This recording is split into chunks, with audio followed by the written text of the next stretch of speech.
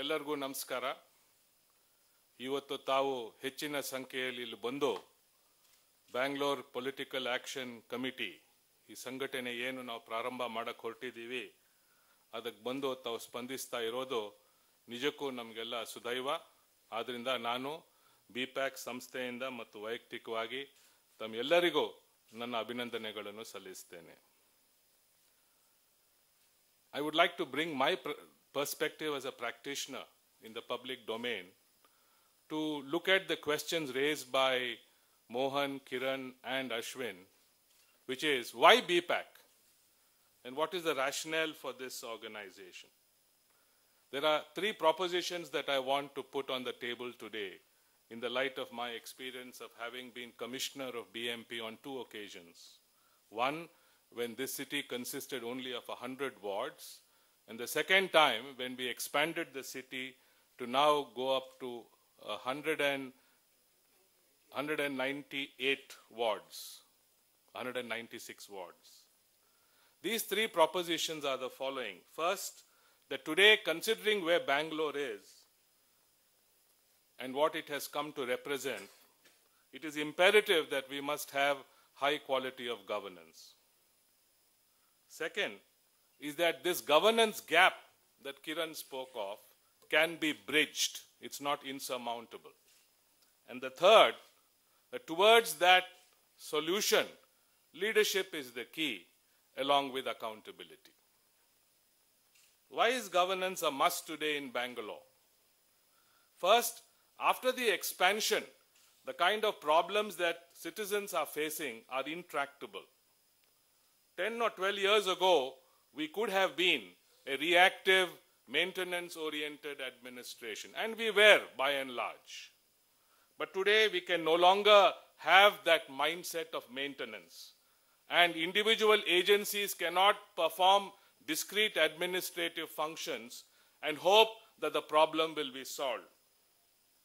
Today, governance in Bangalore requires proactive, integrated, systematic action.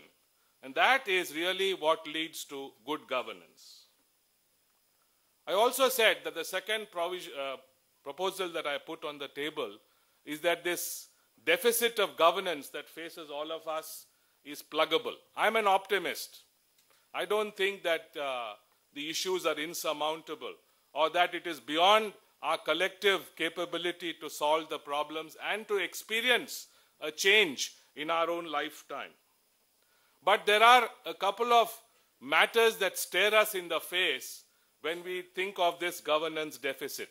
And I'm sure Murthy will also refer to it.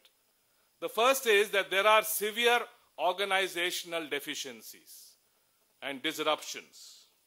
The second is that there is a lack of execution capacity in these organizations. And the third is a lack of institutional and personal integrity. At the same time, I'd also like to say that there are many individuals engaged in the administration of this city and the state who are doing a very good job, who are focused, and who also have the public interest in mind. But collectively, there is this failure owing to lack of execution, lack of integrity, and lack of organizational discipline. So in this context, what is the way out? And that way out is really the rationale for BPAC. The first is that leadership is the key. And leadership is the key because leadership can make a difference. Many of you have known Narayan Murthy as a leader in the corporate domain. I have seen him lead in the public domain when he was chairman of the Bangalore International Airport Limited, and I worked with him in creating this new airport at Devanhalli. And he has brought the same zeal, the same efficiency, the same outcome-orientedness and the same integrity in public activity as he has done commendably in the private sector. I have also seen the impact of leadership on the city when a reform-oriented individual became the chief minister of our state, and in the course of his tenure, Major changes were brought about in the way the city functioned, including assessment of professional tax, benchmarking of civic activities, and integrating all the civic bodies so that they can deliver quality public service to the people. And let me tell you, ladies and gentlemen, the situation then was not much different from what it is today. So leadership is the key. But along with it, there is a caveat that I would like to place on the table on the basis of my experience, which is that today, elected representatives, they are at the vanguard of leadership and change. And the bureaucracy, however embedded and encrusted it is, can only play the role of a follower. And that is also the scheme of things envisaged in our constitution. So leadership must lead, and the bureaucracy will follow, and follow effectively if you have strong leaders. Which is why it is important to look at what the BPAC agenda is. Murthy will be separately releasing the agenda when he speaks next. But I would like to mention that this is a four-pronged agenda. The first is there are major institutional changes that are suggested in the way the city has to be governed, in the way the city has to function, such as the term of the mayor, such as the tenure for the commissioner, such as planning for all the bodies. By the way, all this is not rocket science. These issues have been canvassed in the past. They now have to form a momentum so that they can be implemented. The second thrust is accountability. And the whole discussion today is one of accountability. How do civic bodies, how do public agencies, how do all those elected give proper accounts, give an understanding of what they have done to the public? And this is a forum for accountability. So accountability is a key issue in the agenda of BPAC. The third thrust are resources. Mohan said that Bangalore accounts for 60% of the state GSDP. But in return for that, what we get in the city in terms of resources is much less.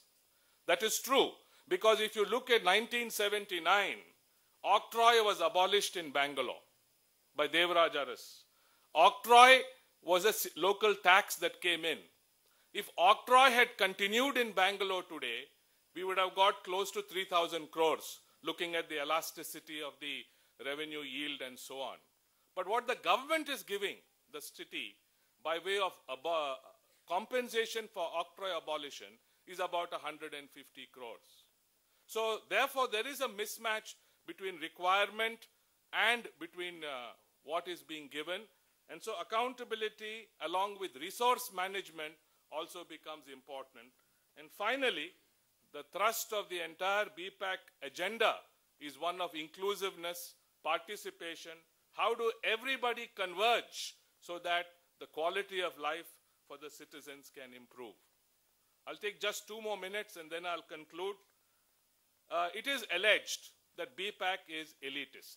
Yes, it is elitist. But the elitism is based on inclusivity, not on exclusivity. And all those who feel for this agenda, who are committed to change, who feel that their voice should be heard, can become members of BPAC. So it is elitist, but elitist for a cause. What it is not engaged in any sterile debate between rural and urban Karnataka. That's not the intention. But certainly to give a voice to the urban electorate is what BPAC is all about. So there is a short-term agenda, there is a long-term agenda, and in the short term, the BPAC agenda envisages that we should support good candidates who endorse this agenda for contesting office, beginning with the assembly, then with parliament, and finally with the local bodies. I heard one more question this morning from people. Will it work? Will it last? Is this for real?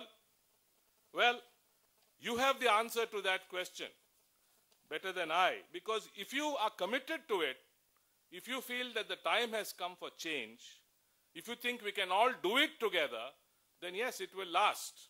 It will make a difference.